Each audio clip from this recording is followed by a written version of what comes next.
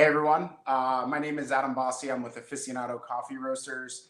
Today we have Luiz Paulo from Carmo Coffee in Carmo, Brazil. We're going to talk about everything coffee, agriculture, economics, and yes, politics. Trying to see what's going on in the world, what everybody's thinking, how everybody's doing through all this madness of COVID, and we're looking forward to it.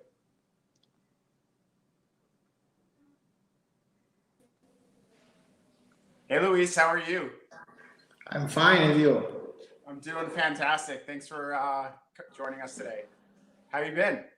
I'm fine, my friend. Doing my Uh, best to survive here in Brazil. are you up at the farm today, or you're down in the office? It looks like. I'm in the farm, but right now, let me show you.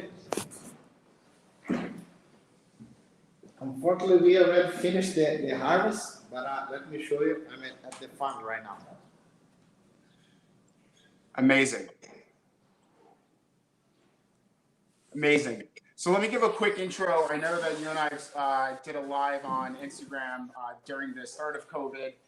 So for those of you that are not familiar with Luis or myself, Luis is one of our partner coffee producers down in Brazil. He does an exceptional job producing these really amazing coffees. We started really our personal friendship in Argentina a few years ago, doing a little bit of a wine tour with his wife and my mother and several other coffee partners, and learning about the intricacies and the similarities between coffee and wine production. And one of the things that really that I love about Luis is, outside of coffee, we share a lot of common interests. And so I thought no one better than you to have on today to really do a deep dive into what's going on in one of the biggest economies, if not the biggest economy in South America, and see what's going on with coffee. So I know that you guys are just wrapping up the coffee harvest this year. What have we been seeing as a result of COVID? What kind of practices or experimentations have we seen that have been evolving and getting better? I mean, what's going on with harvest as far as are farmers or pickers able to get to the farm? Tell me about it. What's going on with coffee down in Brazil? Yeah, the situation in Brazil right now is much better than the beginning. When we started the harvest, we were so worried about the situation. And I think because this, we did all the protocols. We keep distance, we separate the people, we check the temperature, everybody was using mask. But last week, we finished the harvest, and we are so happy to say we had zero problem with COVID in our farms. Amazing. So Zero. there's been no issues with getting workers to come to the farms and pick or anything like that. No, the situation in the farms, of course, we had some problems with the protocols because we changed a lot of things in our normal way. But I can say we are okay. The pickers, the workers, they are happy with what's happening during the harvest. And for sure, we want to use these kinds of protocols for the future because we improve a lot of things and our producers are much happier right now with these new protocols.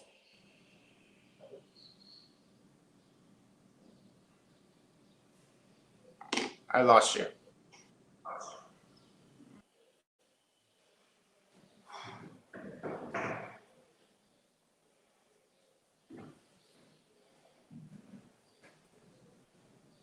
I apologize. We lost you for a second. Are you there? Yeah. Sorry about that. So as far as production is, would you say it's on par with what we've seen in previous years, or has there been any impact as far as like overall quality or volumes like that? Or I think in terms of quality, it is the vice versa of the problem of the COVID because I never saw one harvest with this quality in Brazil.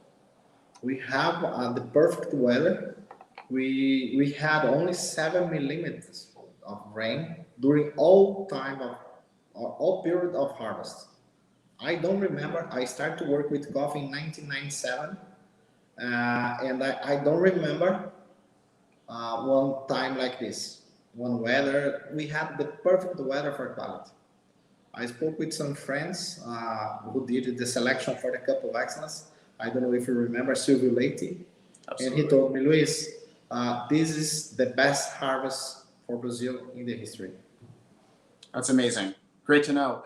Walk me through like fermentation, and let's tell our audience a little bit today about what we've been working on the past 2 years, some of our experimentation that we've been bringing Yes. back from Mendoza. As you said in the beginning of our conversation, we did the trip in Argentina and Bolivia together, and I can tell you we did a lot of experiments in terms of fermentation, and the result is surprising us because, of course, we are not enforcing the coffee to have the strange flavor, but what we have right now is a very nice flavor. Our coffees are much clean than in the past, and the sweetness, we are improving the sweetness in one way where our customers can feel the coffee much more comfortable. They can drink in our coffee and feel how the coffee is better right now. Yeah, so a question I want to ask you, and I know that this surrounds me, being in New York with a lot of coffee drinkers, and a lot of people lose track of the importance of why we experiment with these different things, and a lot of people will say, oh, you know what, it's going to be an experiment, but it's not going to last. What are nothing great comes of anything unless you make mistakes, or not everything's going to turn out positive, but what, from a sustainable aspect, what has been the most important lesson learned through processing coffee differently through these experimentative ways? I think now I can tell you we need to respect three important things: the temperature, the sweetness level, and the water activity. We need to check all these items to know what kind of process we want. Because, example, sometimes we have a good coffee but a low level of sugar, and sometimes we have some coffee with a high level of sugar. We need to understand how to mix these three items to have a very good result. And now, with the temperature, with the sweetness level, and the water activity, we are learning how to mix and how to have a good result using the positive ways in this case. Amazing. So one of the things that we've been working on at Aficionado for the past few years, our friends down in Bolivia are producing really fantastic cascara, and they've been very experimental with cascara, different products like the flour, the pergamino. Is Carmo experimenting with any of these products to produce any other byproducts of coffee? And then talk to me a little bit about, I know everybody's talking about, as of recent, steeping the coffee leaves as like a tisane or an herbal concoction. Are we experimenting anything like that down in Carmo? Yes, last week we just finished one very unique experiment. We are not using the husk, but we are using the mucilage. Wow. And I never saw an experiment like this using only the mucilage. What we are doing, we are depumping the coffee, we are putting the coffee in a tank, and that mucilage will stay in a tank. We are collecting this one and put in a tank and start the fermentation only with the fermentation, with the mucilage. And the result is a very nice product because we have a low level of alcohol and a high level of caffeine. And the product is very easy to drink. You can drink and you can feel the caffeine effect. You can feel more relaxed.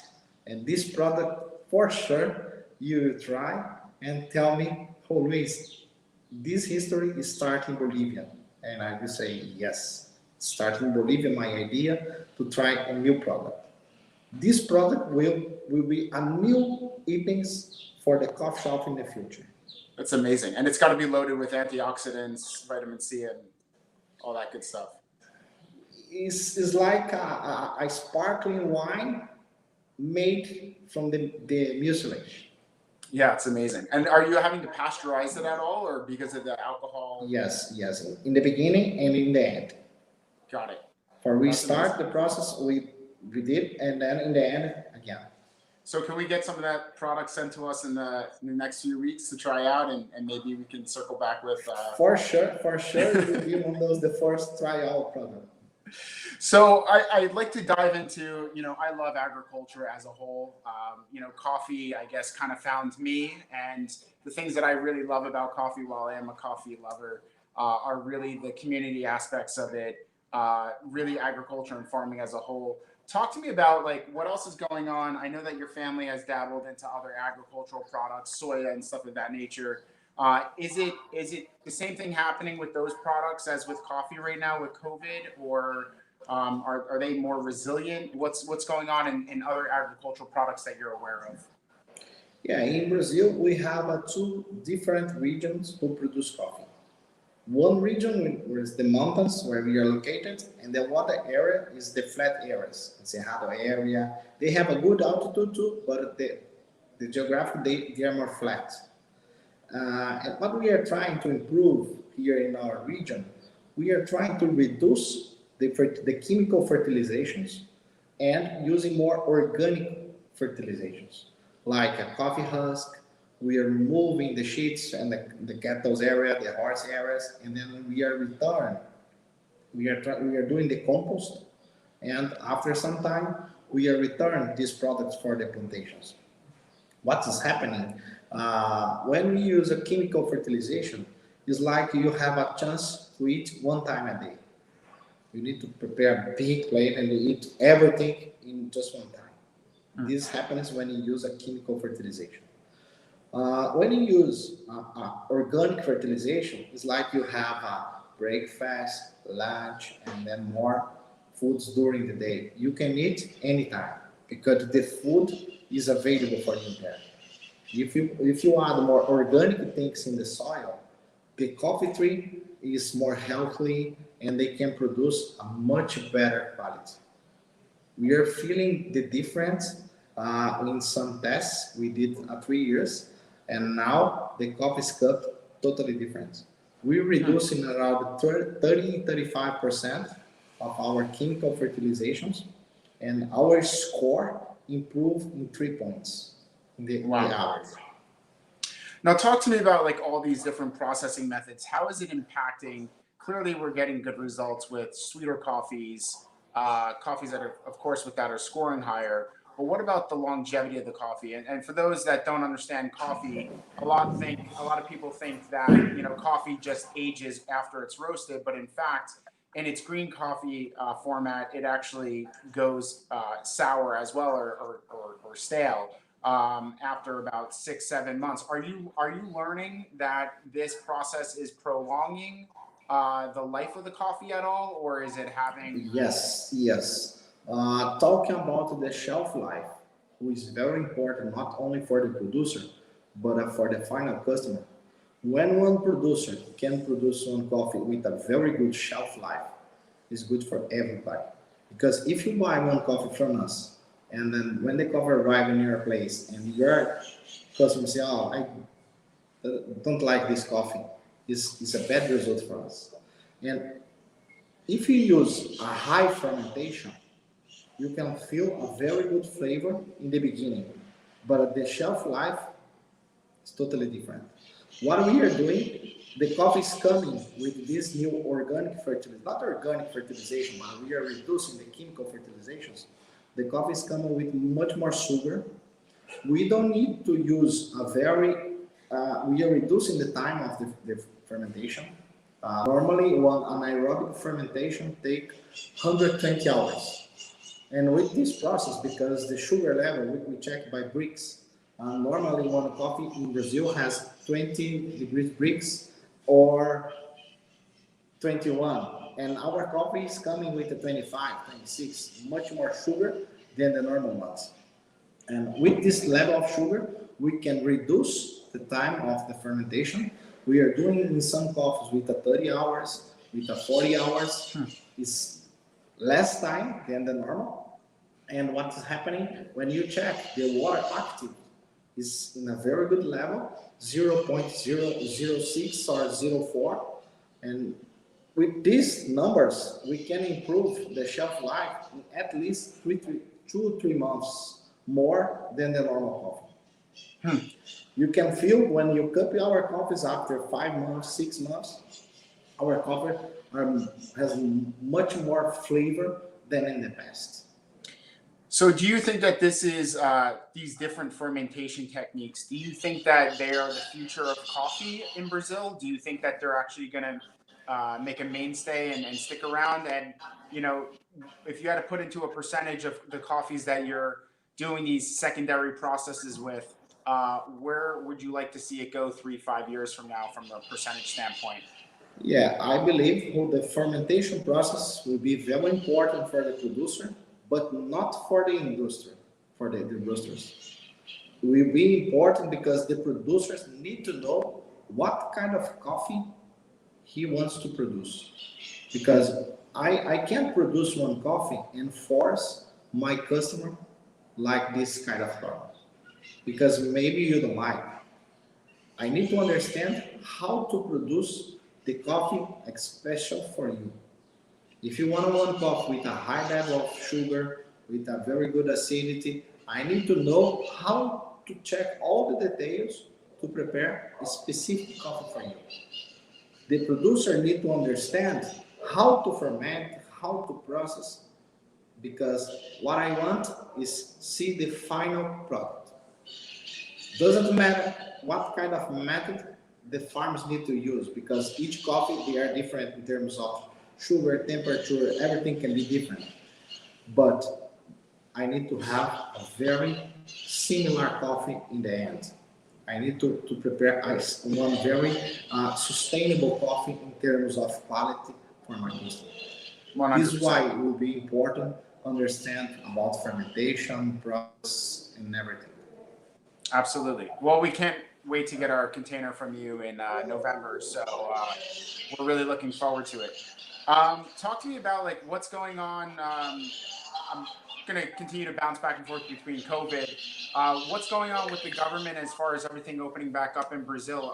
You know, of course, you've heard things in the U.S. and there's a lot of people saying different things. What's the story right now in Brazil with everything opening back up, and how do Brazilians see Americans right now? And I want you to be honest with this, you know, with everything going on. Depend. We have two different types of Brazilian right now. Sure. The Brazilian who loves our president and the Brazilians who hate our president. And then in our case, we have a mind totally different because as we work with the different countries, we learn how to understand the different cultures. And then we need to respect, we need to understand what they are saying. And then in my case, of course, I'm seeing with a very good eyes.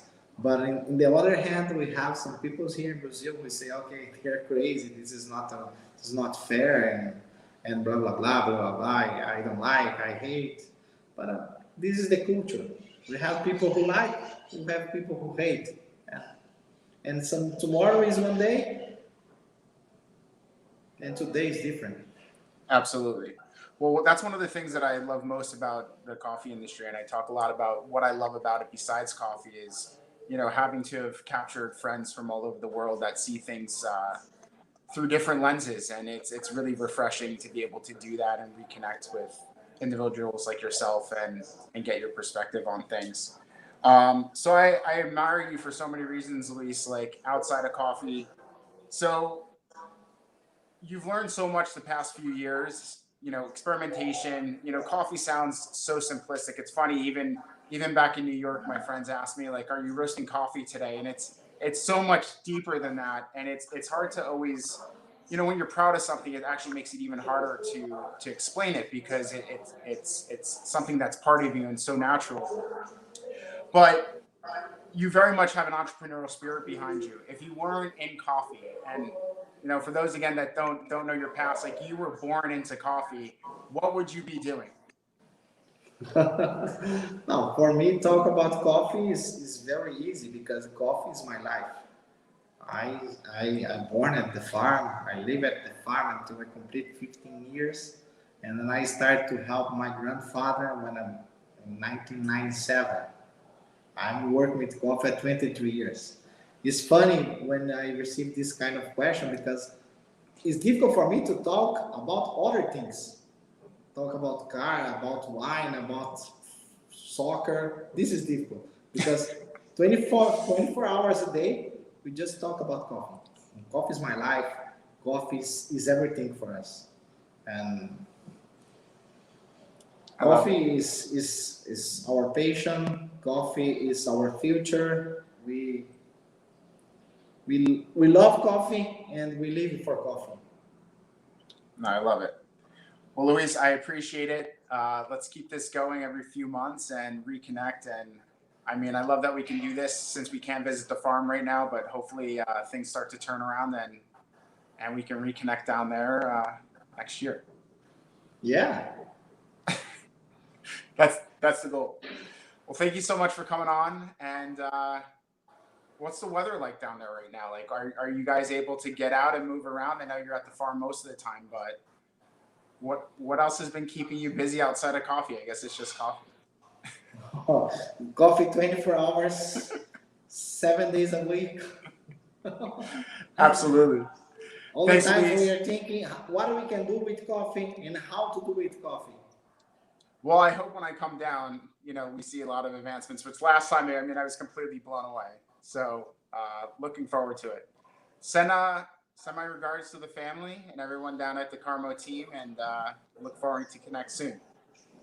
Everything in Carmo is going well. We will be a very good surprise for you when we start with a new warehouse. Looking forward to it. Yeah, you should come to visit us to see our warehouse. Definitely will. It was the beautiful warehouse in the world. I can't wait. I saw the renderings. So looking forward to it. Luis, be well. Enjoy the weekend, and I will talk to you soon. Thank you. Bye bye.